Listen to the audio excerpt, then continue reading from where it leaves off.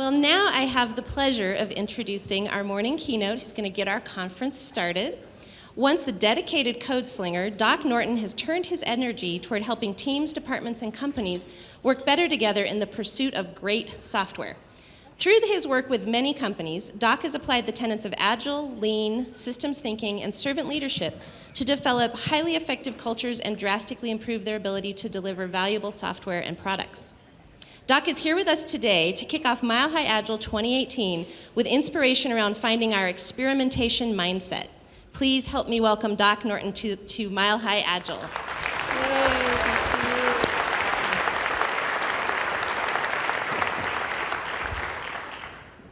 All right, am I on?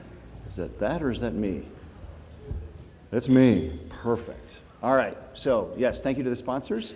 Experimentation Mindset. So what does that mean? What does mindset even mean? Right? This is a word that's kind of started to really permeate our broader community. We talk about mindset in a bunch of different ways, an agile mindset or whatever else that might be. And I think sometimes we kind of sling the term around and don't really define it very well. So I looked it up because I thought that might help. And our mindset is basically, it's the ideas and the attitudes with which a person approaches any given situation. All right, that sounds simple enough, right? But our mindset actually has a very significant impact on the way that we actually kind of experience the world, on the way that we see things. And it actually influences our lives in ways that we may not even recognize or understand. And it turns out that a mindset is actually not that hard to change either. But we first have to be aware that we even have it. So looking a little bit more deeper at mindset, I want to talk a little bit about the work of Carol Dweck. How many of you are familiar with this work? All right, so we got a handful, right? So Dweck and her team started off and they did some experiments. They ran several experiments, but one of them in particular, what I found interesting, was they took a bunch of grade school students, I don't know, 4th or 5th grade, something like that, and they gave them, early on in the year, they gave them a test that was probably material that they would know about halfway through the year. So it was a bit of a stretch, but it wasn't too difficult, right? So, just enough that they couldn't absolutely ace it. The kids took this test, they turned it in, and then they took these tests and they sorted them into 2 random groups. When they handed back these tests, they said one of 2 things. So to group A, they said one thing, and to group B, they said another. It was actually a small difference in what they said to these 2 groups, but it ended up having a huge impact. Group A,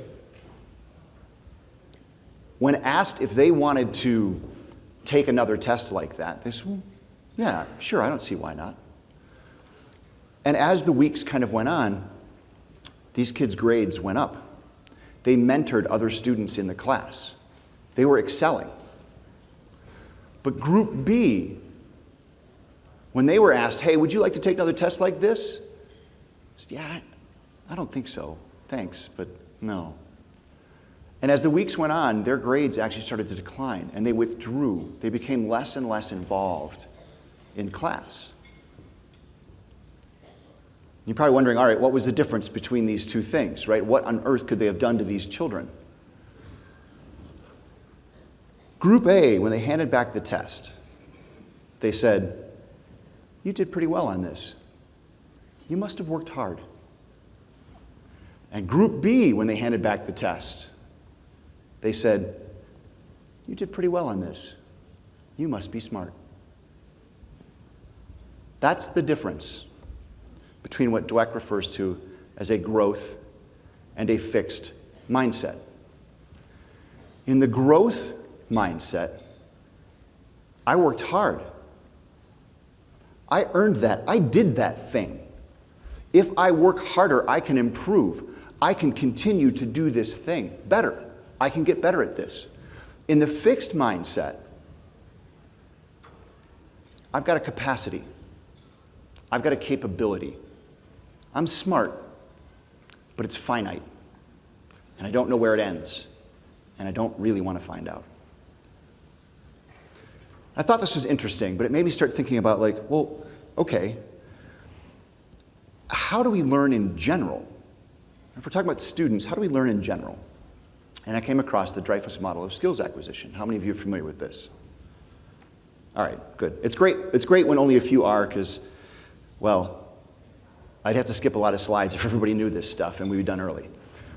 So the TheDreyfus model of skills acquisition, there's a number of models like this, and this model itself has changed over time, and I'm just going to focus on kind of the original studies that these folks did. This is two brothers, Stuart and Hubert Dreyfus, who had actually proposed this model in like 1980. And it's been relatively influential. It's an 18-page report that they did. It was a bunch of work that they'd done at the University of California, Berkeley, where they were doing work with the US military. And actually, this became very popular in the medical industry. So if you've got friends or family or you have a history in the medical industry, you may have already heard of the TheDreyfus skills model. So in the TheDreyfus model, look at how we learn things. We all start off, no matter what it is that we're doing, as a novice. Now, when we're a novice, we really have little or no experience, no knowledge about a thing, right? We need rules. And we're actually impatient for results. And all we really want to know is, like, how over why. Right? And that's actually the best way to teach folks, at least theoretically, following this model. It's the best way to teach folks is just tell them how over why. So think about, like, if you've learned a musical instrument in your life. Right? I know for myself, the first time that I was trying to learn guitar, it was basically put your finger on this string, pluck here, and it will make a sound. No, not like that. Hold the finger different. No, not like that. Okay, right? But they weren't teaching me about chords. They weren't teaching me about scales. They weren't teaching me about anything else that has to do with music or music theory. They were just teaching me, put your finger there and pluck this thing until it doesn't sound so awful. When you're at this stage, you need a mentor. And you actually need kind of close monitoring. But you advance, and you become an advanced beginner. Now you've actually got some experience. Right? You played around with that instrument for a while, and you can start to find information. The challenge here is you have no idea what's good information and what's bad information, what's relevant or irrelevant. So how many coders do we have in the audience? We've got a handful. Okay. So as a developer, one of the experiences that you may have had or may have seen someone else have, especially these days, is they're relatively new to development, and they get on the internet, and they do a search, and up comes, some site full of code information and knowledge, et cetera. They have no idea if the solution they're looking at is actually good or bad, if it works, why it works, but they know that they can copy and paste it and try it and see if it actually is any good, right? So you can't determine the importance of the information that's coming in at this stage. So you still need some experience in a controlled situation when you're at this stage. But you continue to advance, and we move to competence. Now what happens is you've got a mental model, you can actually form associations, you can handle the unknown. You now can discern information. Yeah, actually, you know what? That looks pretty bogus. This seems like it's a little bit more accurate, right? And you start to be a little more methodical, but you're still actually kind of concerned about, am I doing this right or am I not doing this right? It's still a lot of kind of right or wrong thinking. And what you need to be able to move on now is actual experience in real-world situations where you're seeing a variety of different challenges. Right? Whether that's a musical instrument or coding or project management or anything else, any skill that we're learning kind of goes through this arc. Eventually, you move into proficiency. Now you're actually interested in the big picture. You can now grasp and apply maxims. So for anyone that's familiar with XP, one of the maxims is Yagni, you ain't gonna need it. As an early developer on a team, when the senior developer or whomever says Yagni, and they explain to you that means you ain't gonna need it, you just kind of sort of get it. You're not really sure what they're saying, you just know you're not supposed to write that thing right now. Okay. But at this stage of proficiency, that's internal. You understand it. You know when that applies and when that doesn't apply, right? You know when these things can actually possibly work. You've internalized these ideas. At proficiency, we can have wonderful careers and be at proficient. To move to the next stage, from proficients to the very next stage, you need a lot of practice. And the important part is that practice is hindered as little as possible by any policies, guidelines, or rules. To move to expert, you must break the rules. At this point, if you can get to this point, you are a true authority. You have deep intuition about this thing. You have a very deep pool of knowledge, and you have experiences that no one else has ever had in this thing. You can actually interlink skills. The interesting thing about early experts, they tend to be very inarticulate about all of these interconnections and these skills. It's so internalized at this point that it's hard to explain to an advanced beginner what you even mean when you say these words. The gap is so significant. And it actually takes experts a while to develop the ability to begin to start to distill down and actually explain well these very interesting concepts. And then they just kind of seem annoying because suddenly they become the wax on, wax off person of whatever the skill is that you're, and the junior folks are just like, you're weird. You want to grow as an expert, you continue by practice, but you teach. You're going to learn more by teaching. So I've got a question for you, and you don't have to shout it out. I just want you to kind of, for yourselves, right? If you have been in your chosen vocation, in your role, or at least on this path, for 5 or more years, I want you to consider, where are you in that vocation on this spectrum? 5 or more years. Surveys, most folks would say they're expert. And they've got plenty to prove that, right? I've probably got a title that is indicative of my experience and skill. I'm making a good salary. I may be the senior most individual in this thing in my company, depending on your company, obviously. But the truth is, in most organizations, people stay stuck at proficients. They don't advance into expert. Now, why do we think this is? The thing is we kind of talked about this, right? When you are going through these first few stages, it's all about implementation. It's all about getting it right. Are you doing the right thing? Are you doing it the right way? It's very much about how and correctness. It is about, getting the right grade. But as I mentioned, to move from proficients to expert, something needs to change. You need to break rules.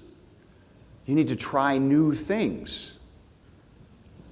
You actually need to experiment in order to be able to move to that level of knowledge, experience, expertise. You actually need an experimentation mindset. And the challenge is that most organizations are structured in such a way. We put in rules and guidelines and policies to make sure that the beginners and the novices don't muck anything up. But we don't remove those rules or policies or guidelines. And so as people advance, they become stuck because no one is allowed to experiment, to break those rules, to test the boundaries. Experimentation mindset, implementation mindset. Experimentation is what we need to actually be able to advance. So what does this look like maybe in a typical company, right? I'll tell you a bit, an experience of myself from years ago. So I was in college, I delivered pizzas to make side money. But my job was way north of college, and so it was kind of a pain to get there. I could only work a couple days a week, and it depended on me having a reliable car, and I didn't really have a reliable car. So after a while, I couldn't do that job anymore. And I got talking to my buddy, Tommy. And Tommy said, dude, I heard about this job that we can get where we can actually like make money by just talking on the phone. All we have to do is call people and sell them magazines they already bought. We could do that, right? Like, yeah, I could do that. So I got into telephone sales. Now, I'm not quite that old. But I am that old. So it seemed like a simple enough job, and it was a simple enough job. Day one, typical stuff, right? You come in, you got to sign papers, blah, blah, blah, blah. And then there's training. Training, they said, you know what? This is simple. We've been doing this for a long time. What we need you to do is follow the script. You're going to get an index card, or a stack of index cards. You're going to pick the first index card off the pile. You're going to dial that number, and you are just going to follow the script. And I thought to myself, man, this is going to be great. And I knew it was going to be great because it said so 3 times in the script. So that's what I did. For a week, I plucked index cards, dialed the phone, and followed a script. And this is what happened. This is our weekly sales ranking. You see where my name is? I'm Doc, in case you're not sure. I'm below this red line. This red line is the bottom 25%. It isn't a, if you hit this target, you're above the line. If everybody does well and you're in the bottom 25%, you're in trouble. Right? It is a strict rank and yank system. If you are below this line 3 weeks in a row, you're fired. If you are below this line 5 weeks out of 7, you're fired. I'm at the end of week 1, and I am below the line. I am in trouble. I need money. My car is not reliable enough for me to drive north and deliver pizzas. I need to do something, and I need to do it quick. So I take a look at the list, and I see this cat at the top of the list, Ptolemy. And I've noticed Ptolemy, but, you know, he's just one of dozens of people that work in this office. But now I'm paying attention. I look on the wall, and you know those salesman of the month type things, right? It's like Ptolemy, Ptolemy, Ptolemy, Ptolemy, Janet, Ptolemy, Ptolemy, Ptolemy. He's got trophies on his desk. In fact, he's basically the only dude in the office that has a desk. The rest of us come in and are just assigned to whatever is available, right? But no, he's got so much hardware, he's got his own permanent spot. So I think, okay, this dude knows what he's doing. So the next time that I come into the office, I get in a little early, and I intentionally sit near Ptolemy. And I take a little bit of time in between calls, and I'm spying on him. I know that my call volume is going down, but I want to figure out what it is that he's doing. So I'm listening in on Ptolemy's calls. And I know what he's going to say, right? Because there's a script. So I know he's going to say, "Good morning, sir or madam. My name is Ptolemy Milikakis." But that's not what he does. He actually says, "Good day. My name is Pat Michaels." Ptolemy is a liar. What is going on? Like, okay, so on break, I'm like, "Hey, Ptolemy, I'm just, kind of listening in. I just noticed, like, you don't really follow the script. I mean, right the first line is, good day, sir or madam, and then you're supposed to say your name. And you don't say sir or madam, and you give them a different name." And Ptolemy says, "Yeah, you know what? I've been doing this for a long time." I don't hear so good. I hear well enough, but I can't discern tones. And I don't know a lot of American names. And so when I look at this card and I call this person, I have no idea if it's a man or a woman. And I don't want to guess because it makes them upset when I guess wrong. So I just say good day. I don't say anything about their gender. And at the time I was living in Cleveland, Ohio. And I was working in Akron, Ohio, so south of Cleveland. Midwestern United States in the 80s. It turns out, at that time, if someone called your house and said, "Hello, my name is Ptolemy Milikakis," there was a good chance you would hang up. But if they said their name was Pat Michaels, you'd hang on the line and listen a little bit longer. And Ptolemy learned this. So I thought, okay. So he experimented and he found ways to kind of, make this better for himself. I can do that. I can play around with the script a little bit, or I can try different things. Maybe I can connect with them personally, or maybe I could do different things. So that's what I did for a while. I started experimenting, and I was the jokester, and I was the super demanding, hard-nosed sales guy. I played dumb. And for the most part, I just tried to be friendly and nice and kind of get to know people. I actually talked to them about their interests and what they were doing. And it worked. And it really worked. Within a couple of weeks, so the next week I was above the line, but within a couple of weeks, I was top in sales. I beat Ptolemy. And I did it by not following that stupid script.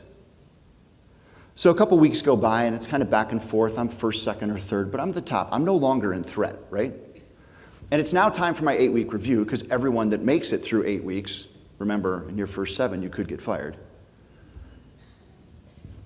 It's time for my review. Okay. I'm ready to head into the manager's office. I've got some pointers on maybe things we could do to the script, but first let's start with this coffee, right? I'm ready for this talk. It didn't go like I expected. Not even close.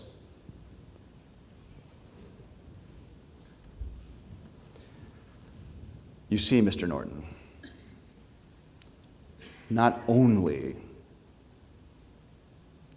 do we listen in on your phone calls, but we record them and we listen to them later for quality control. We have noticed, Mr. Norton, that you don't follow the script. Now, I don't know if you're aware, perhaps you missed this day in training, but the script is very important. It was put together by our lead people over an extended period of time at great cost and great effort. It is our best practice. It is proven and it is known. You, sir, are not following it.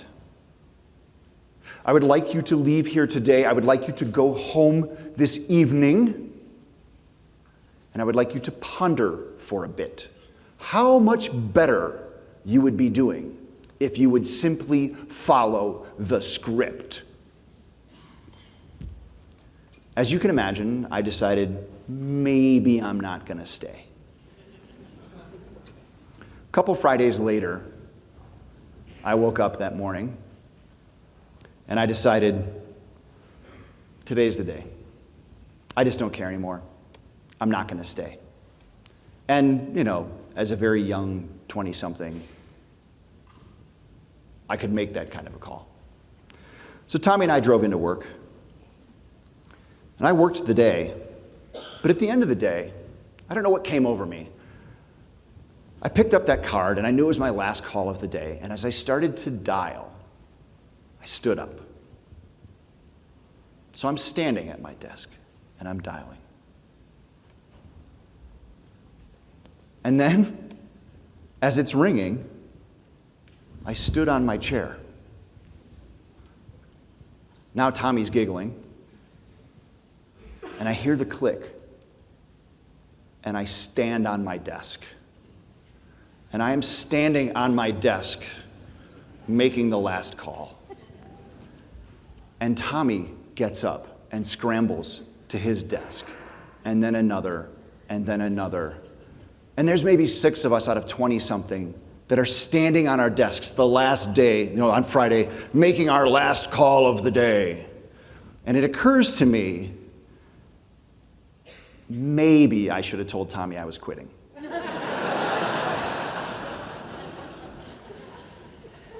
Now, I was supposed to sell that person 2 years of Field and Stream. It was my last call. It was my last sale. I sold them 3 years. And I left. You see, best practices are actually just a misnomer. The very notion is steeped in a fixed or implementation mindset, and they actually create artificial boundaries for our learning. The only place best practices actually exist is in work that can be automated away.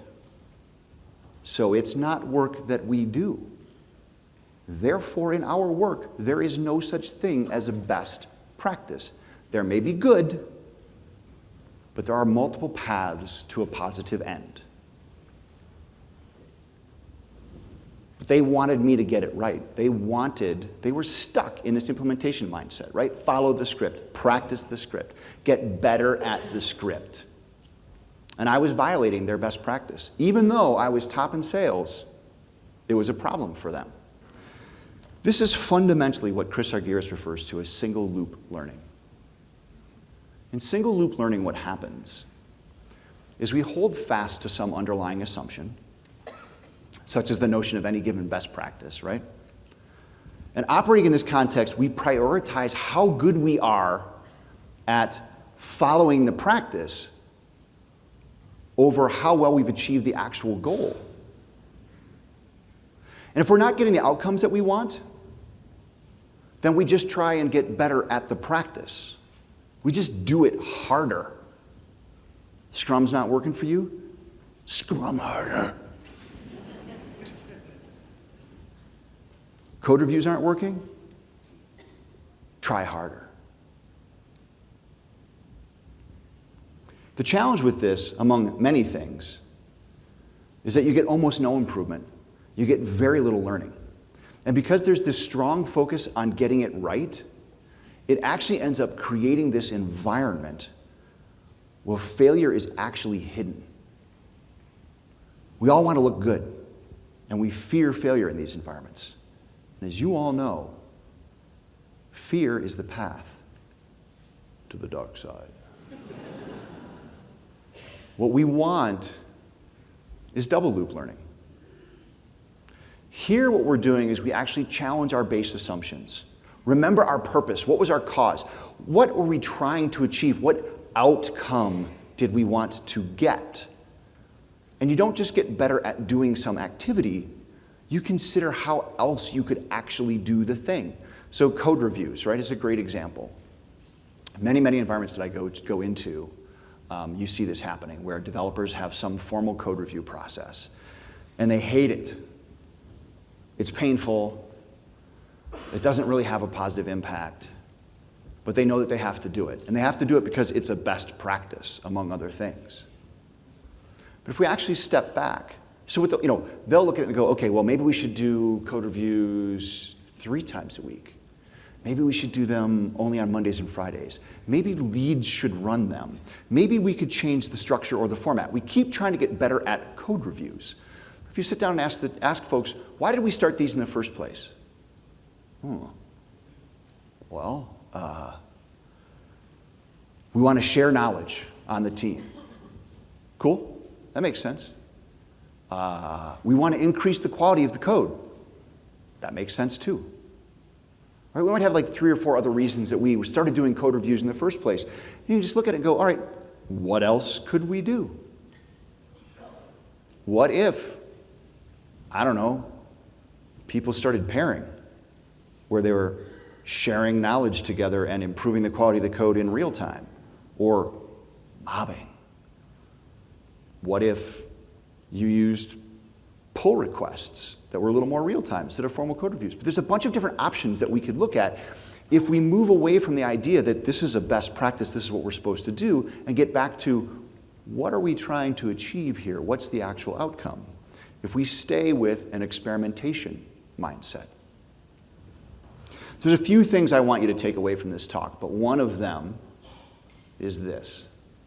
I would like you to consider, instead of saying best practices, use the term leading practices. It's a small difference, but it can have a big impact. It changes the mindset from this cannot be improved upon, it is the best, to this is the best that we know right now. It's what is in the lead, but something else could overtake it at any given moment.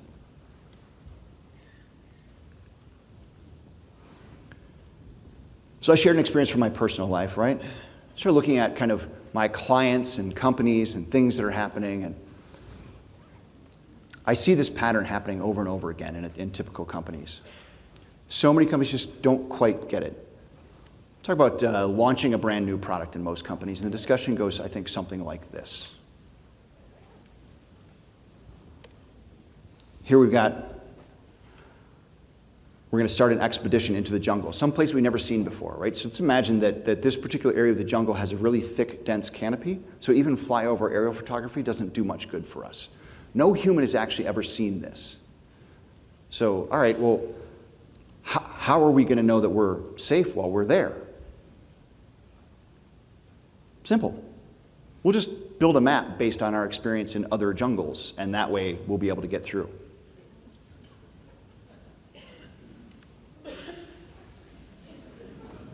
It's completely ridiculous.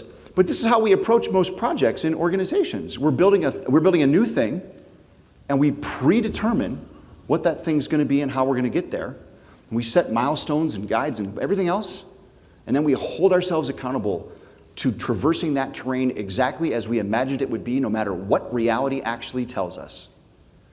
And a lot of times we do this in the name of Agile. But to me, it reminds me a lot more of this. This is the actual diagram from Dr. Winston Royce's paper.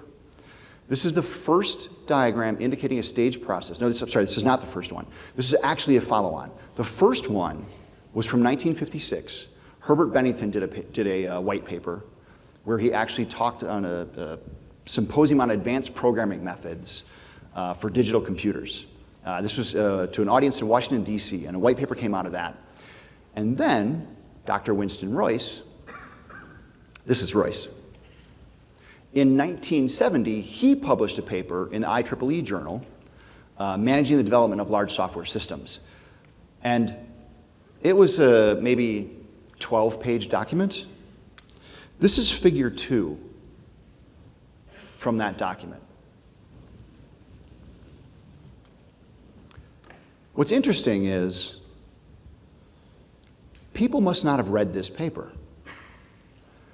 Immediately, I don't mean a couple pages.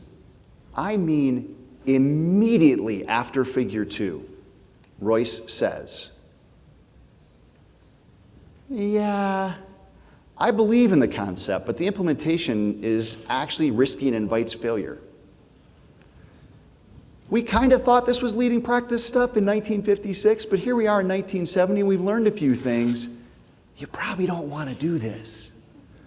In fact, what you want to do is you want to create a prototype, and you want to move testing earlier into the process, and you want to have more touch points and more communication, and you want to have more feedback loops, and you want to have, I don't know, something that looks like this. This is the final diagram of that paper. And if you remove all of the documentation that he advised we keep, which in 1970 made sense, and you tilt this on its side, it starts to look a lot like something else that we claim we're doing these days, right? And a lot of folks say, yeah, but I get all that, right? That's just sort of the waterfall-y stuff. But Doc, we're Agile. Seriously, we're Agile. Come on, this is Mile High Agile, right? Agile's not about implementation. No way. Well, I don't know. As I kind of watched the Agile landscape over the last many years, a lot's changed. A lot of new stuff has kind of come in, but it's new stuff that I'm not sure is actually adding a whole lot of value. You know, you want to be safe, maybe listen to dad. And we've got a few certifications now. All right, maybe a lot of certifications. Okay, maybe a crap ton of certifications now. I made this slide 2 years ago. If I did this research today and added all of the new certifications, you couldn't read any of these logos. Yeah, no problem here, right? We're not a little overly focused on implementation these days. What's the process? What's the exact steps? I noticed that your stand-up, you weren't asking the 3 questions.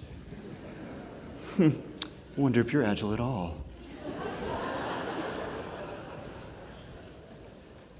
But there are people that are contributing and making a difference.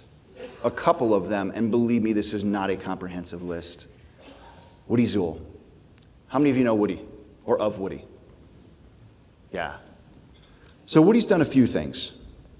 The first one, which I think he almost did by accident, was he started a serious set of conversations about no estimates.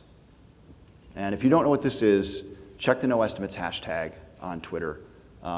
It's a massive flame war. For Woody, when he started this, what he was talking about was the company that he was working at, they were struggling with prioritization and a bunch of other things. And he came to realize, actually, it doesn't matter to us how long anything takes.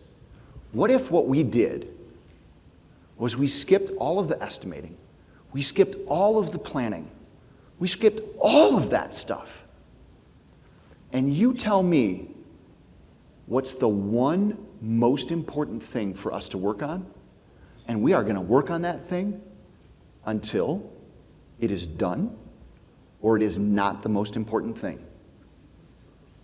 That's it. And that's how they ran. Literally no estimates. The other thing that Woody is known for and he is actively involved in these days is mob programming. Now, if you haven't heard of this, only someone insane would come up with it. Most organizations won't really be comfortable with the idea of 2 people at one keyboard writing code together. That makes them nervous. That looks very expensive. Mob programming, it's the whole team. 5, 6, 8, sometimes 12 people, one keyboard, one workstation, all working on the same thing. It's an amazing way to learn very rapidly. It is an amazing way to spread standards across an organization, not because you've said, from henceforth thou shalt, but because the people doing the work are in constant communication with one another, and they agree on how they're going to actually approach these problems, and they do it in real time. The other person that I would keep an eye on if I were you is Joshua Kiryevsky. Joshua's been around for a long time. He was in the XP space early. He was in the pattern space early. The thing that Joshua's doing today is what he refers to as modern Agile. Now, this is a bit controversial as well, right? Some consider this just a return to basics. Others see this as an update just to match today's Agile context. I think that's what his intention is. And others still see it as just a complete departure, and it's not even Agile. But no matter how you see it, I think this is big stuff. What Joshua's basically doing is he's really taking a look at where are we today? When this kind of Agile movement started, the economy was in a certain place, the country was in a certain place, tech was in a certain place. All of those things have changed. Some of what was true then, we now know doesn't apply. Not saying it wasn't true, just doesn't apply now. And so what changes might we make? Now, I mentioned early on that as we learn, we go from implementation to experimentation. And I just want to take a second here, because it turns out that's actually not true. What's interesting about the TheDreyfus model and the studies that were done there was that they were flawed. Shocker. What they were doing was they were reporting what they observed. So you're in an environment that teaches in this way, and you extrapolate from that, this is how people learn. Turns out that it's experimentation all the way down. You can start with experimentation as an absolute novice and continue to get better through experimentation. If you think about like Montessori schools and those types of approaches, right? And then the Finland school system is doing this and having amazing results. There's a bunch of different school systems that are starting to look at this and having outstanding results. All right, one more story about experimentation. So this was, for me, I won't say the name of the company. It rhymes with Groupon. My first day, I was greeted by HR in the lobby, right, along with a large group of people, hiring super fast, lots of people coming in. I was just one of many. And of course, again, first day on the job, what do you got? First, paperwork, the usual stuff. And then they gave us a little bit of light reading, employee handbook, that type of stuff.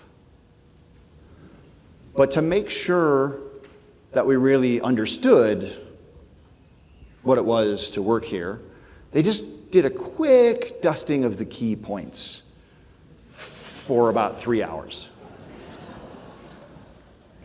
Then, HR representative takes me upstairs, and I walk into this great big open room, tons of people, lots of noise. I don't know what's north, south, east, or west. I just know I'm in this great big room. And the HR guy goes, "There's your team." And I'm not kidding. He was gone. I don't know how he did it. He was just gone. So I'm like, all right, that's my team. Cool. They look all right. So I walk over to him and I go, "Hey team, I'm Doc. I'm your new director."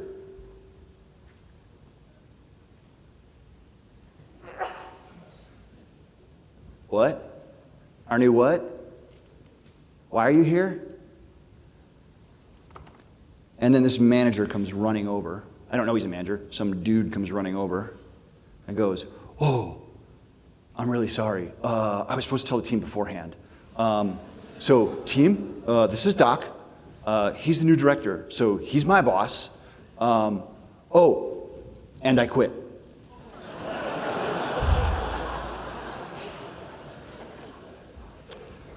That was cool. So, I'm a director, right? So I get my brand new laptop. That's what it looks like when they hand it to me.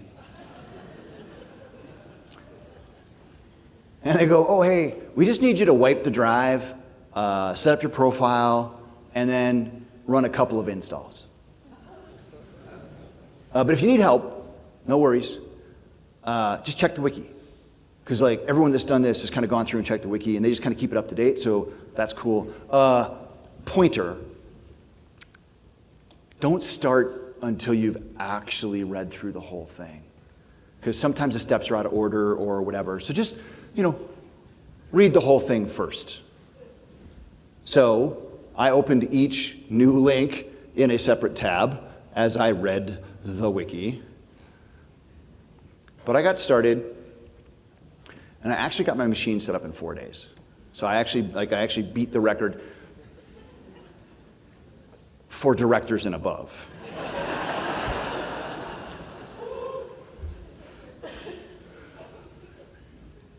but I wasn't really feeling so good about my choices. This wasn't actually a great welcome, right? So I thought, all right, enough people have had this experience in various forms. There's enough people that are unhappy here. We can fix this. And when I looked at it, what ended up happening was everyone was waiting for HR to fix it. And HR was just absolutely overwhelmed and underfunded and didn't know what to do.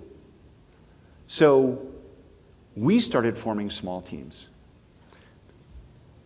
with the purpose of creating a better employee experience. And we were doing experimentation on each team. We were looking at, all right, once they've gone through the HRE stuff, what could we do to make them feel more welcome to the team? How could this work? How can we make them feel more welcome to the company? And so some teams were working on things like automating your desktop setup. Some teams were working on things like improving the wiki. Some teams were working on maybe a self-guided treasure hunt that introduced you to various aspects of the organization. But different teams were working on different things. And as we figured out kind of what worked and what didn't and what felt like it was successful and what wasn't, that sort of coalesced eventually into a very nice, comprehensive onboarding experience for engineering. And eventually HR came to us and said, how'd you do that? And so then we started to teach them how to do this in the broader organization. Now, this is not the actual package that we handed out, but this is a package that was very similar to what we did, and this company was willing to actually put their stuff out there on the internet and make it public. So then people actually felt welcome. Now, we kept repeating this type of pattern. Teams doing localized experiments with high bandwidth communication between them and figuring out what actually works in this environment, what actually works in this context. And in doing that, we launched things like interest leagues, which are small community groups where people get together to talk about things that they're interested in, preferably related to work, but not necessarily related to work. So we had a craft brew interest league as well as a Java programmers interest league. We used this same technique to figure out how to actually run a hackathon that people enjoyed and brought value not only to the company but to the broader community. We used this same technique to figure out how to actually do mentoring. So there had been some large-scale online mentoring thing that existed in the organization for years that no one used because no one liked it. And so we started running small experiments and figuring out what actually works, what doesn't, and eventually came up with a very good mentoring system. We did the same thing for reviews, et cetera, et cetera, et cetera.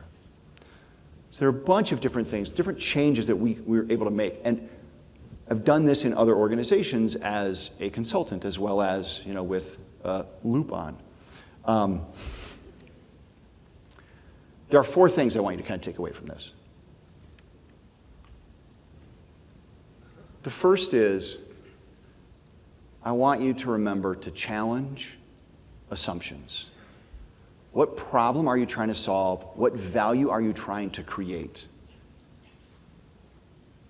Without this, you're really not experimenting, you're just kind of meandering aimlessly, right? Trying a thing and then trying another thing without knowing what is the outcome that we're looking for.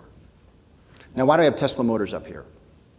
It's been a couple of years now, but Tesla, I think, is one of these companies that, they really kind of embrace this. I think Musk just kind of does in general. But Tesla Motors, several years back, what they did was they released almost all of their patents to the public domain. And the reason that they did it was they said, look, the purpose of this organization is to reduce the carbon footprint. And we have invented all of these different ways, all of these different enhancements to cars, to vehicles, to frames, to everything about cars that makes them lighter weight, that makes them more fuel efficient, that just makes them better. And we're never going to be the company that makes all the cars. So if we want all of the cars to be better, to have lower carbon footprint, then everyone needs this information. And they released it to the general public. The second thing is within your team, within your organization, but certainly just within your team, right? You can do this. Make failure acceptable. Seems counterintuitive, but when failure is acceptable, success is more likely. The next thing, I want you to think big, but I want you to start small. Don't rush towards the grand ta-da. Don't try and do the whole thing at once. Small things, little changes, learn, talk to one another, and coalesce from there. What's the thing that's best for us in our context? And recognize that whatever you come up with in another 6 months, your context shifted. So there's a good chance that thing needs to shift. Go back and challenge those assumptions. Go back and try it again. The fourth thing, be intolerant of mediocrity. Don't accept the notion of best practice. Perhaps it's leading. So with these things in mind, as we look at the conference for the next 2 days, I want you to think to yourselves, I want you to challenge yourselves, what experiments could you run, even in these 2 days? What things could you do differently, right? How could you take advantage of open space and try something, start a conversation? What assumptions could you challenge? Is there a session that you could go to that when you read the title of that session, you're like, that's total bunk? Maybe you should go to that one. Maybe there's a couple of nuggets in there. And most importantly, this conference has been structured so that you really own this. You are setting the agenda for this afternoon. You are setting the agenda for the second day in the afternoon. So make it an amazing conference for yourselves. Thank you.